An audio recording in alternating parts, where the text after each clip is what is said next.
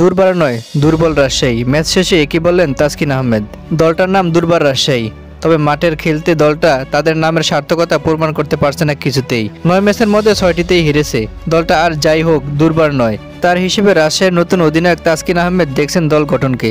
ড্রাফটের পর সরাসরি চুক্তিতেও ভালো প্লেয়ার কিনতে পারেনি তারা, সে কারণে দল হিসেবে দুর্বল হয়ে গেছে স্কোয়াডটা। রাজশাহী নতুন নাম নিয়ে দীর্ঘদিন পর বিপিএলে ফিরে এসেও স্বস্তিতে নেই।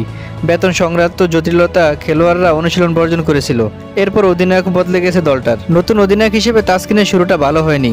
চিটাগং কিংসের কাছে 111 রানে হেরেছে রাজশাহী। এরপর সংবাদ সম্মেলনে এসে বাংলাদেশি এই পেসার বিনা বাক্যে মেনে নিলেন তারা দুর্বার নয়, দুর্বল। তিনি বলেন, আসলে দেখেন, আমি কোনো প্লেয়ারকেই ছোট করতে চাই না। অন্য দলের তুলনায় একটু দুর্বল দল। দেশি 3-4 জন ভালো খেলোয়াড় আছে, বিদেশি রায়ান বার্ল ও হারিস ছাড়া তেমন কেউই নেই। দল যারা করেছে শুরুতে হয়তো তাদের ভুল ছিল, একসাথে 2-3টা লিগ চলছে এখন। তবে তারপরও যা আছে তা নিয়ে লড়াই চালিয়ে যেতে চায় রাজশাহীর অধিনায়ক। আমাদের দল একটু দুর্বল, কোয়ালিটিফুল প্লেয়ারের অভাব আছে।